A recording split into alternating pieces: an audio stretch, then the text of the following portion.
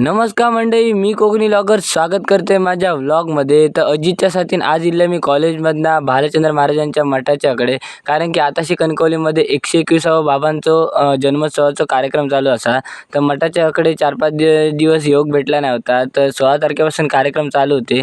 तर आजचं होतं शेवटचा दिवस. तर त्यासाठी इले दर्शनाक. तर या ठिकाणी तुम्ही बघू शकता कशा प्रकारे खुर्ची वगैरे मांडलेले असतात. तर वेगवेगळे कार्यक्रम या ठिकाणी पार पडलेले असतात.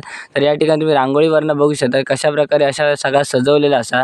तर मठात मोठी लाईन होती. तर दर्शनासाठी इले. तर आता इतक्या दिवसांनी म्हटल्यावर दर्शन तर घेऊकच आहे. तर या ठिकाणी पूजा वगैरे तर चालू होती.